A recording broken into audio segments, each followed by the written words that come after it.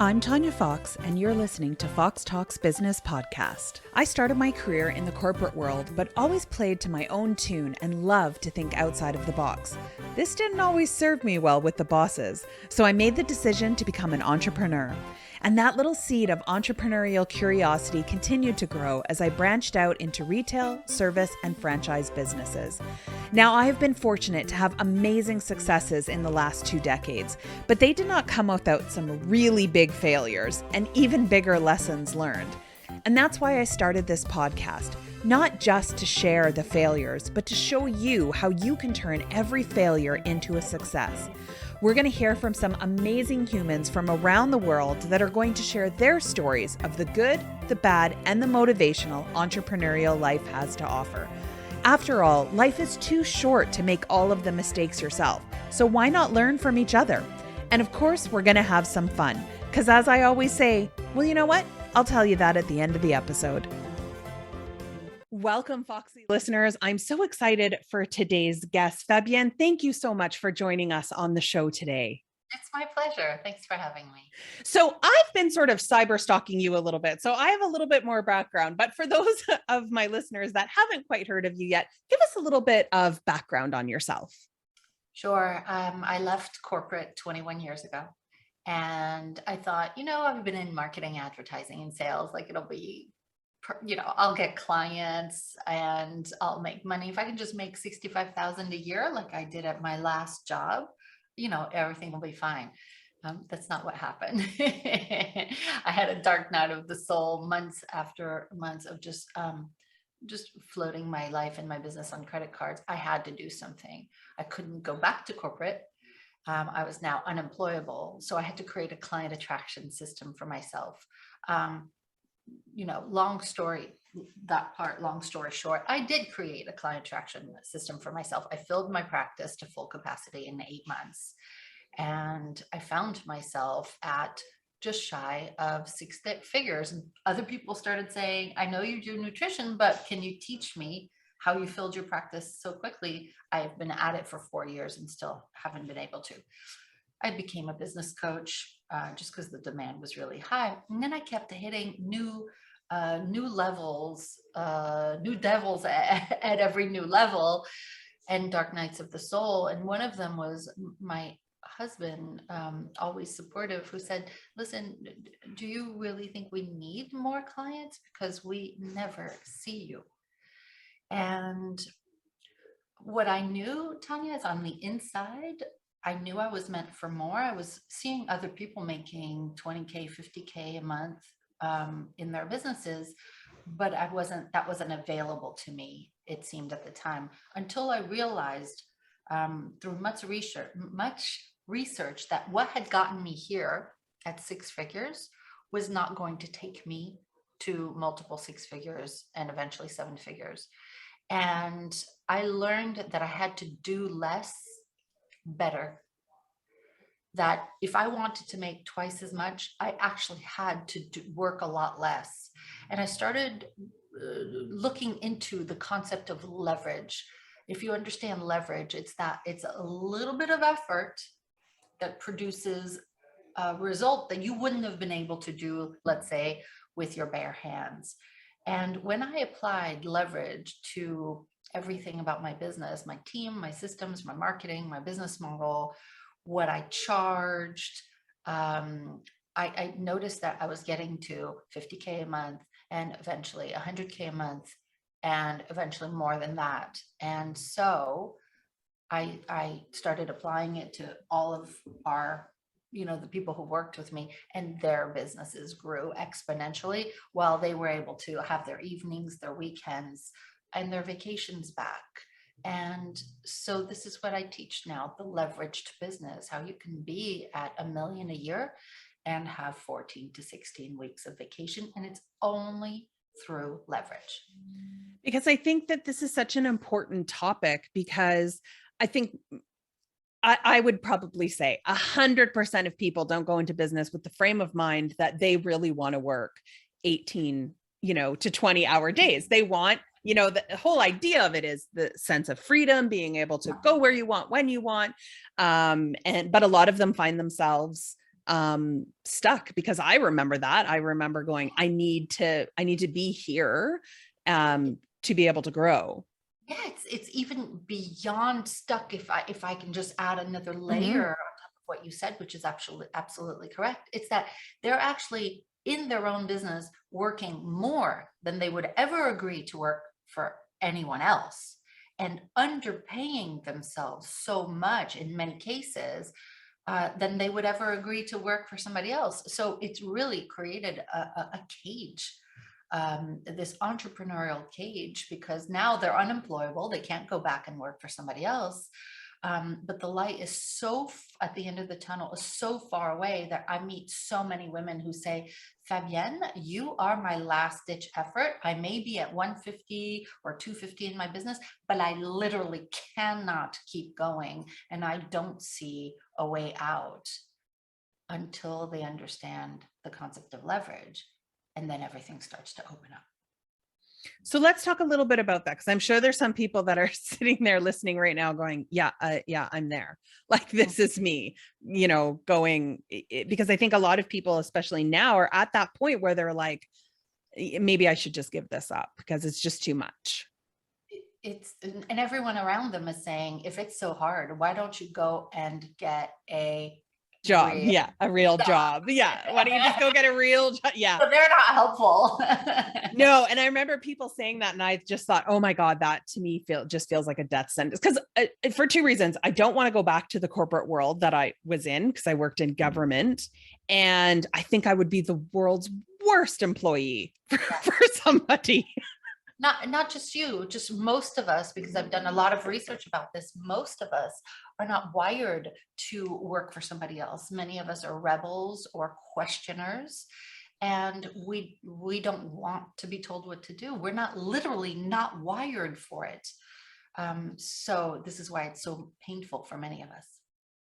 So let's talk a little bit about how people can start sort of changing their thought process on this to get to that place that they really wanted when they first started this business, that sense of freedom.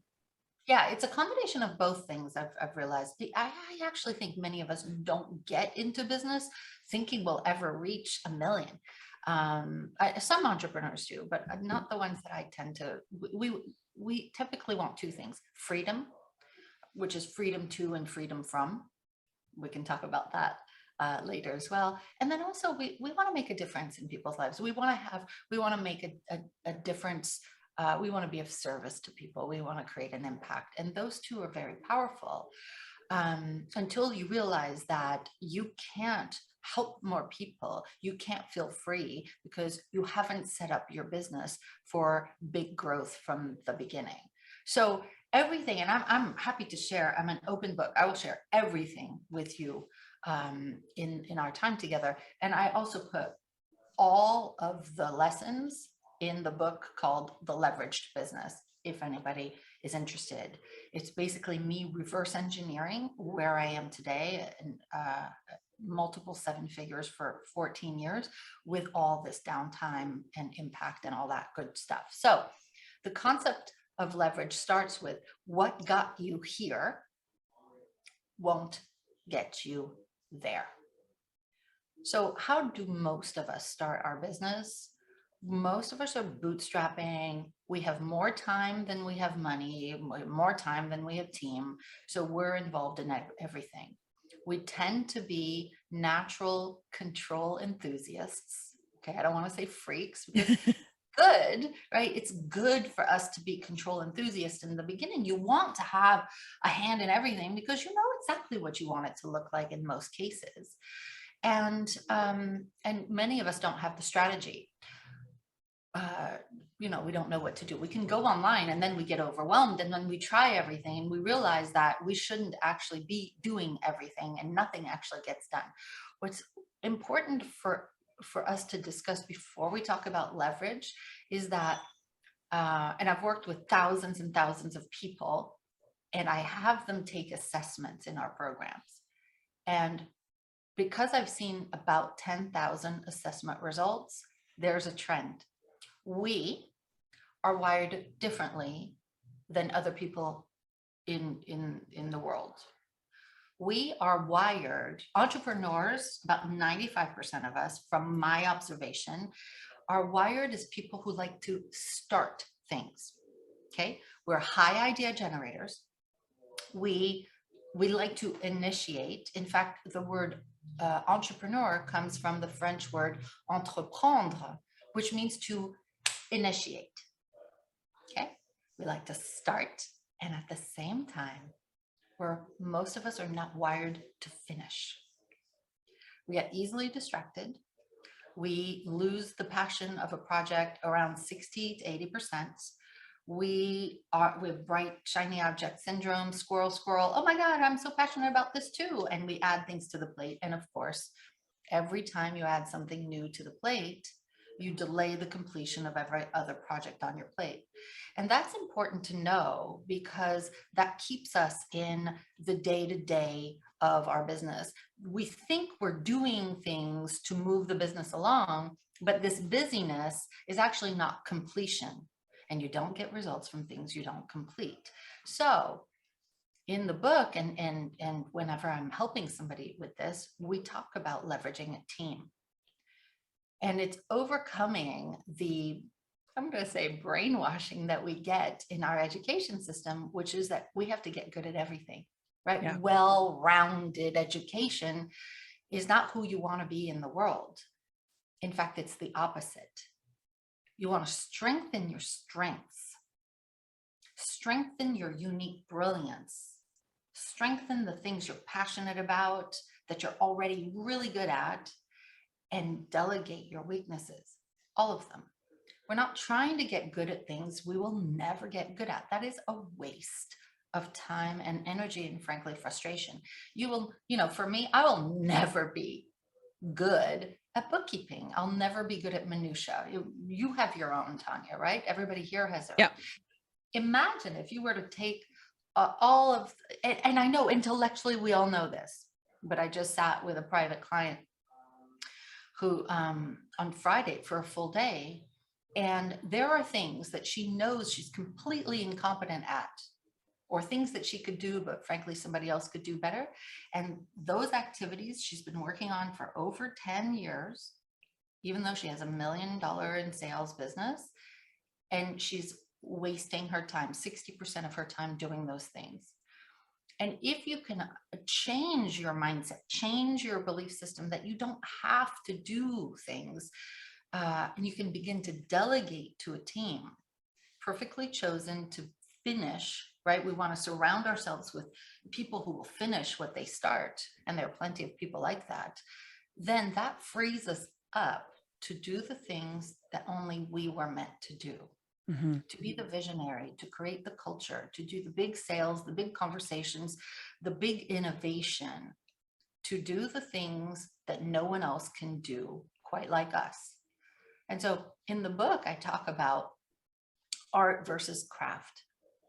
And we think that when we're delivering something to a client, 100% of it should be done by us.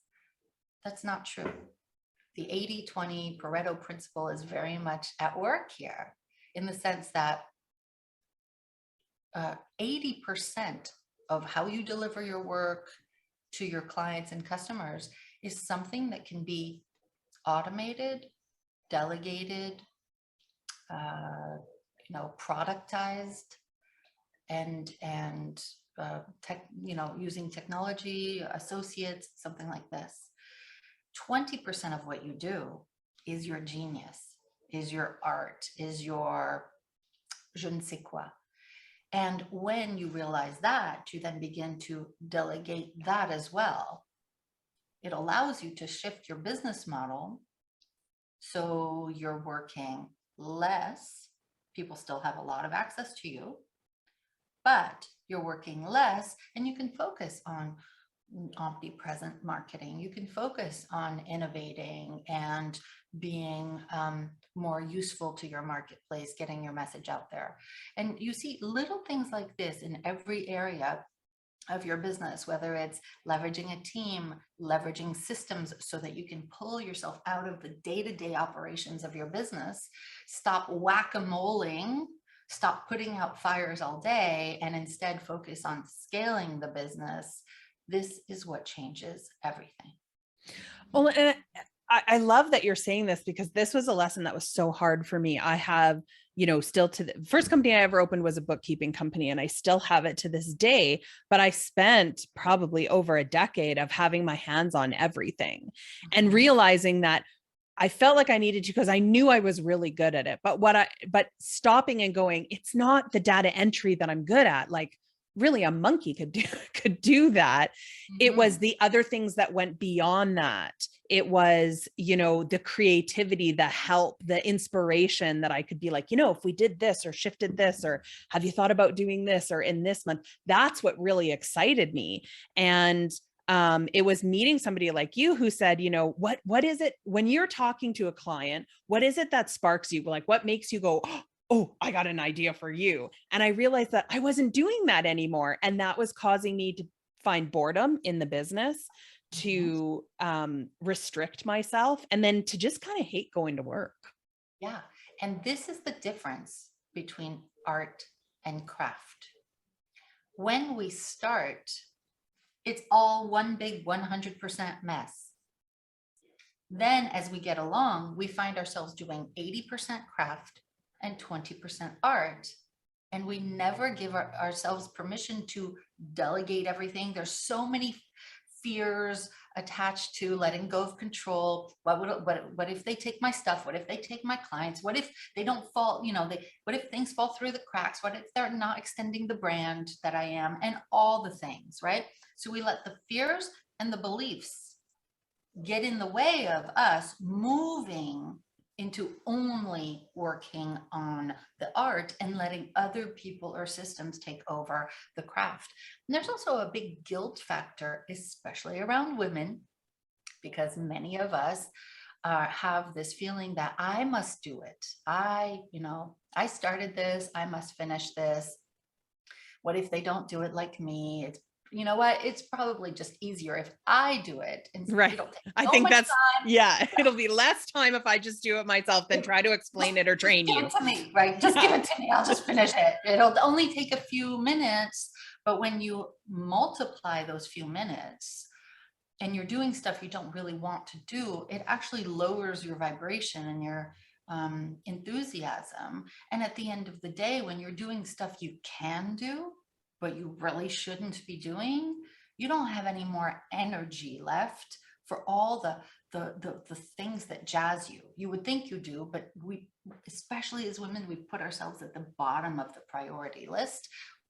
We're socialized that way, and putting everybody else's needs first. Many people are people pleasers, so we tend to say yes to everything, and then we're exhausted. This is true not just at work, but also at home. So there's so many expectations of us that without giving yourself permission, and you have to give yourself permission, because the permission train is not coming. It's the ability to say no. It's the ability to, I'm just going to say what I really want to say. Yeah. Love yourself enough to say, I know they won't necessarily like me if I say, no, I don't want to do that.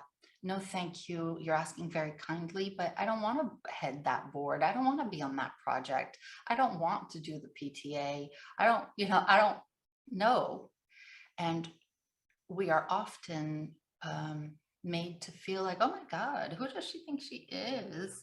If we as women say no. Yeah. Or you used to always do this. Like, I found that myself. I got into, 8 years of really being a volunteer in my community. And I sat on my chamber board, and I sat on the tourism board. I sat on all of these boards. And then one day I just sort of said, I can't do this anymore. And I said no to all of it all at once. And yeah, there was a lot of fear there of thinking like, what are people going to think of me? I live in a smaller community.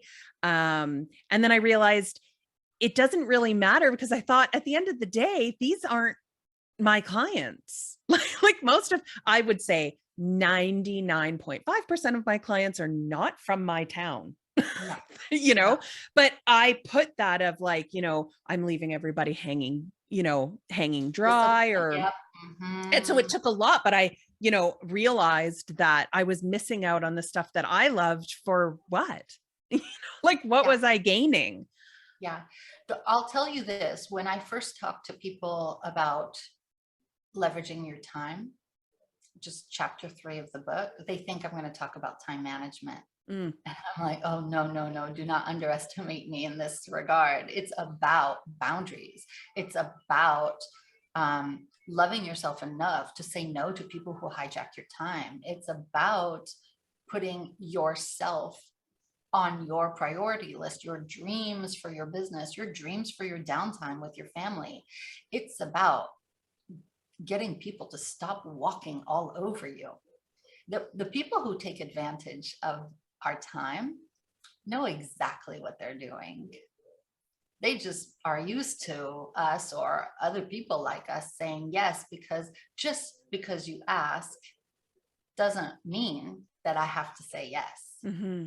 And often we are labeled with perhaps a B word if we say no, and or selfish.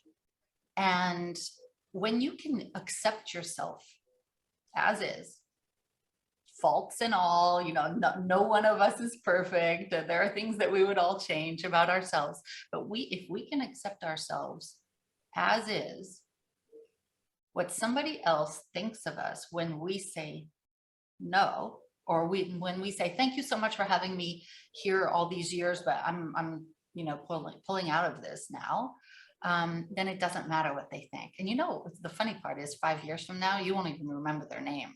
Mm-hmm.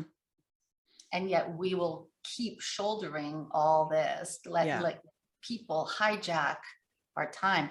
And you might not, as you're listening to this, you might not think, oh, I give my time to so many people. But I have our women entrepreneurs in the program spend just 10-15 minutes writing down all the hours a week where they typically give their time away, even to the spouse who says, oh, can you go and pick up the thing at the store? Just something quick. Yeah, something quick, which, never ends up that way. Or the kids, who say, I really want to be on the swim team, and we've got, meets or whatever they're called every day. All of that presses on our mom guilt. I have 3 kids, right? And to say no to that goes against the whole societal, if you didn't want kids, why did you have them? If you didn't want to be with them and chauffeur them around, why did you have them? All of that gets in the way of us really just, living the life as we want it. But when you write down all these things, and then you write down the number of minutes or hours a week, for some women, it's more than 50 hours a week. Times 52 is an enormous amount of time that they could get back their weekends, they could get back their evenings. Many people put their kids in the bathtub with a little bit of water, and they'll sit on the closed toilet with their laptop, and mommy will be right there. Or there's the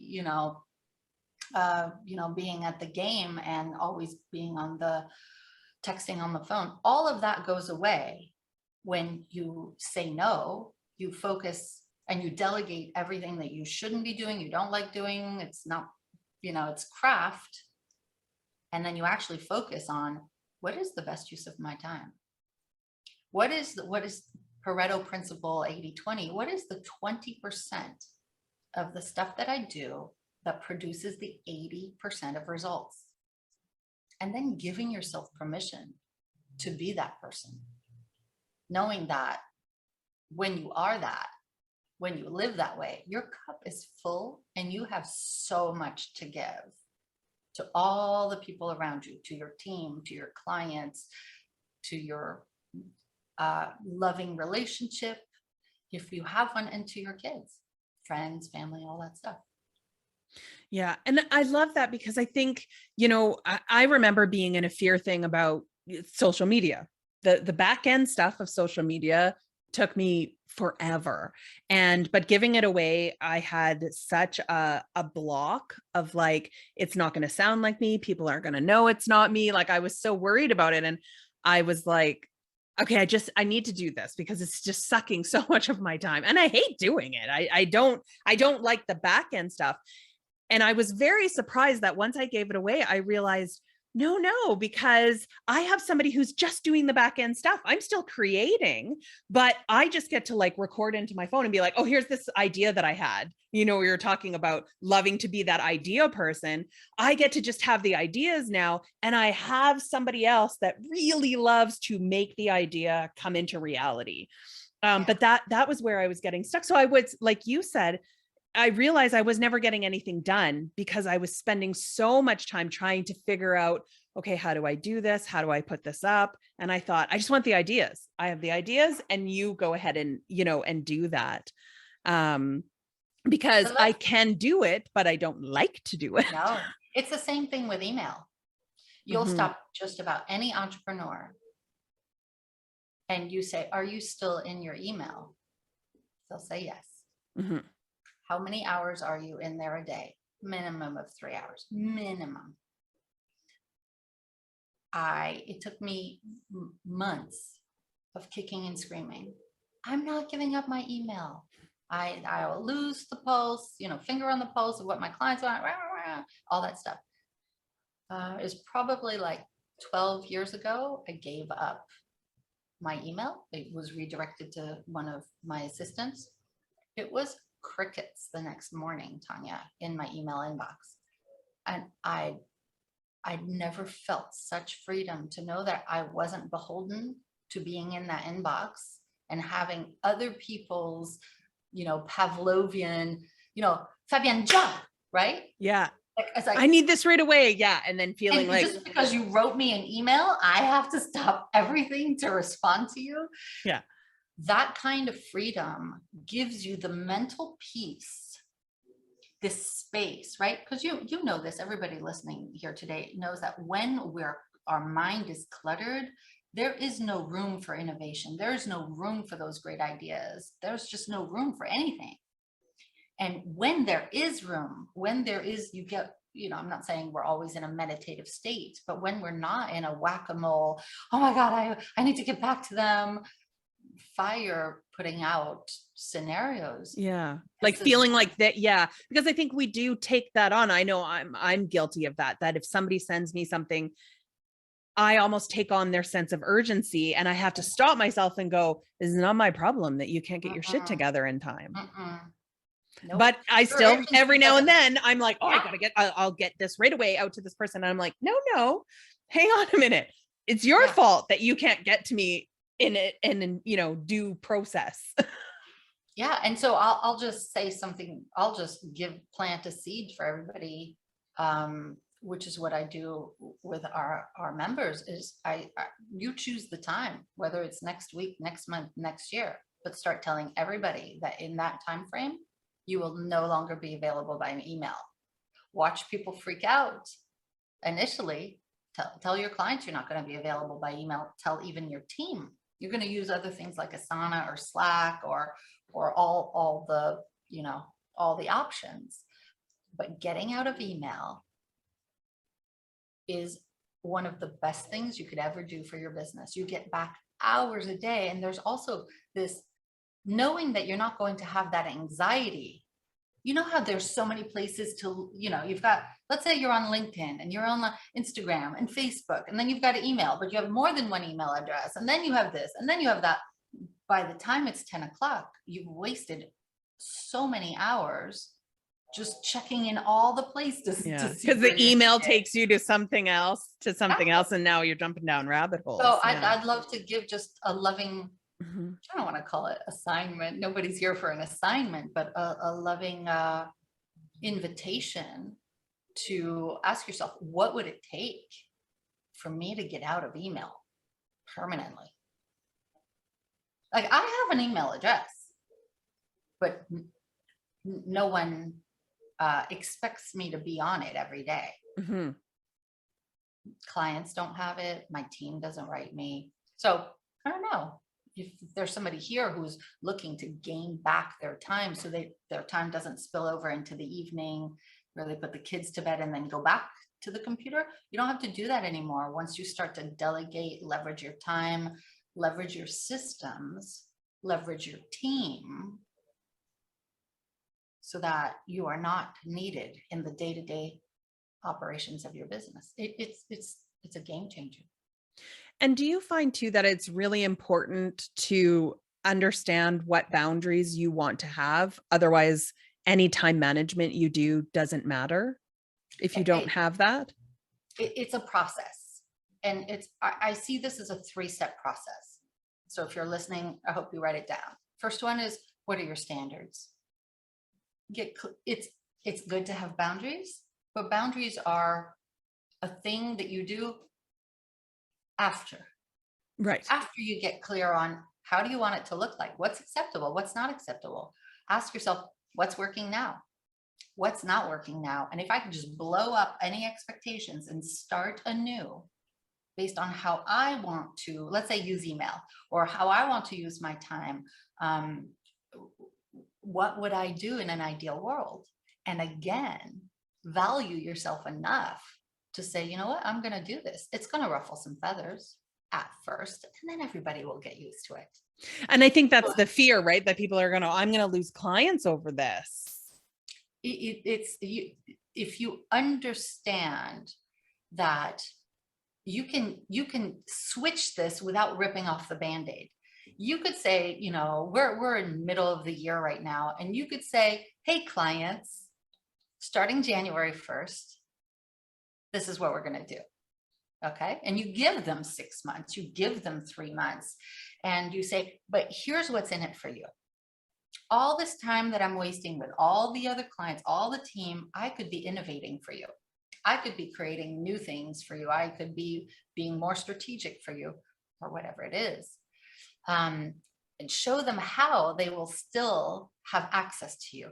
And what they want to know is that you're not bait and switching them. It's just that mode of communication is not going to be your default one, and they should get used to another way. Same thing. There's so many people who allow their clients to text them, and the clients text at Saturday, you know, on a Saturday, or worse, on a Sunday. I had a client who was at her baby niece's funeral. How very sad. And she received a text from a client, and her sister, who was the mother of the child who died, sorry to bring something so morose to our call today, but she was like, you're not going to answer that, are you?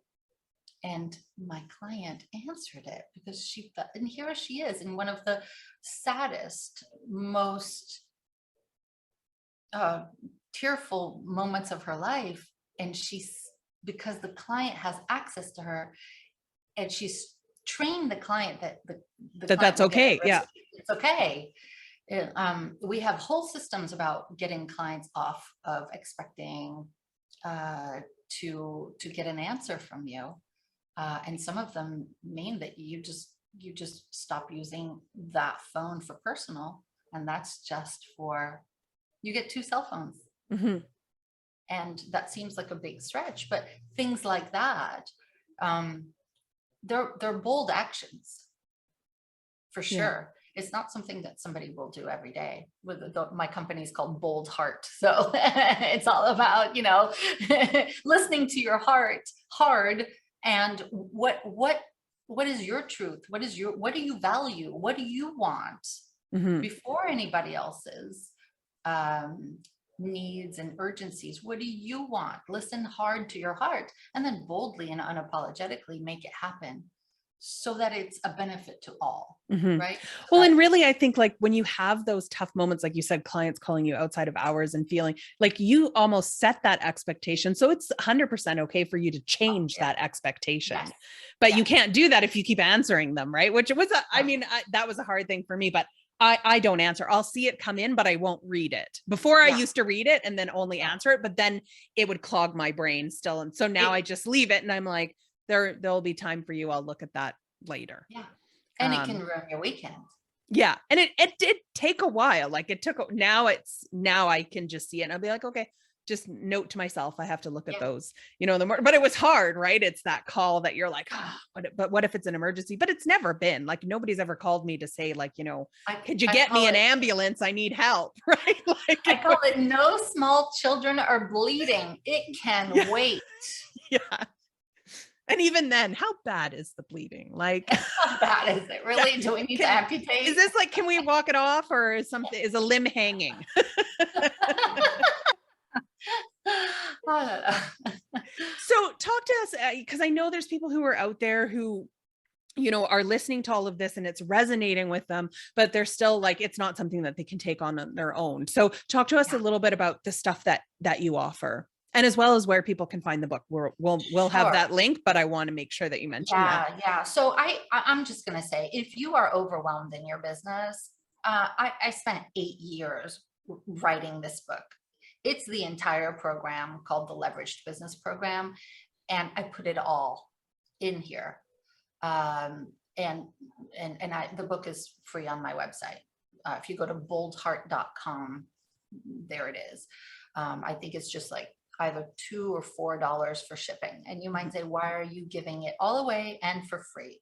And I'm super transparent about that. I know that when I read a book, even if I read just the introduction and it moves me because I feel like really seen, or I read half of it, I've said to my team, oh my God, I need to hire these people. I need to work with them.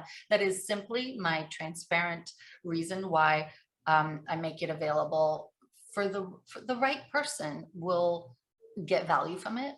And the right person might reach out one day and say, hey, you know what? I want to fully implement this in my business and I want you to do it with me. The program is a 2-year program. That sounds like people can do it for 1 year, but 98% of people do it over 2 years.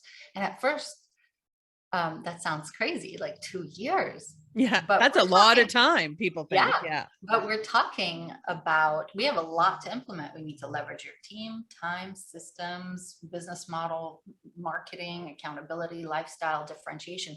All those things need to be put in place. It's not thinner thighs in 30 days. It takes a while. But if you imagine that you could be at 500 a year, 500,000, $500,000, you could be at 750 or $1 million in 2 years with 14 weeks of vacation. That's what we're talking about. And a whole community of other women who have healthy ambition, who are kind and loving and generous.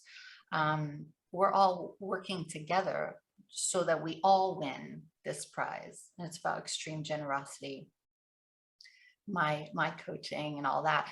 And sometimes it just takes seeing that other people are doing it, the evidence that it's possible. So if you want to see the evidence, go to boldheart.com. There's a members stories at the top. If you look at the programs page, there's a mini documentary, 9 minutes of women who talk about what it's like to be on the path to $1 million with other women who are normal, who you wouldn't think, if you're on the grocery store line with them, you wouldn't think, oh my God, she's making $1 million a year, and that she's just like me.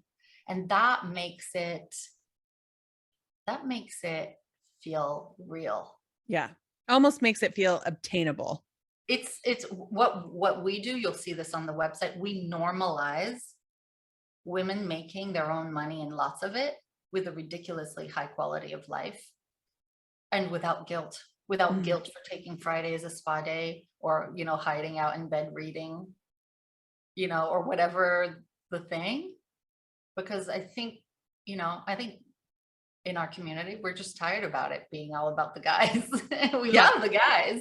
But and it's true. I mean, just last week I was sitting outside and, it was just a beautiful day. And I remember looking out of my office window and I was like, this is a gorgeous day. Why the hell am I inside? And I remember as I was putting my shoes on, I'm like, I got work to do. And I was like, no, because it's going to rain tomorrow, or it's going to, it was like, I did not work this hard for 23 years and to be stuck inside. Your business. You did not start your business to feel guilty, to have some freedom. You have worked really hard, I'm guessing, because we all have. And I think there's this narrative. No, I know there's this narrative that if you're not working every day, if you're not doing the 5 a.m. club, the 6 a.m. this, the pulling the, mental strength, let's go, all of that, that you're not going to be successful in business. And that is not true when you have leverage. That is not true when you have a community where you have structure for your nature, right? To help you finish what you start, the daily accountability, the implementation, incubation, all the other people sharing stuff with you, believing in you. You don't need to work hard or long hours. You just need to do less better. Yeah. And that's a narrative that we're not talking about because our society rewards busyness. Yeah. Which is not what any of us want or enjoy. I don't, for sure. I like it when I have days that, and it's been a lot of years, but even yesterday, I remember it was like, I think it was about 2:30 and I was like, I don't have anything to do. And this is amazing feeling. Like I never realized how much I missed the feeling of going, I got nothing. And it was wonderful. Like then, of course, I had a lot of ideas come and it was really exciting. But, I miss in business. And I think what a lot of entrepreneurs miss is being able to be okay with being bored. Yeah. And Some people have that's anxiety about that. yeah, because they think they're not productive. And that being lazy Yeah. is not good. But I remind them that the feminine energy is a being energy, while the masculine energy is a doing energy. Mm-hmm. And the way that we refill is by having downtime, quiet time to fill the oil lamp back up, especially if we have kids, especially if we're on all these, boards and stuff like that. We cannot turn on the oil lamp if there's no oil in the lamp. We cannot shine that way. It's just that it's,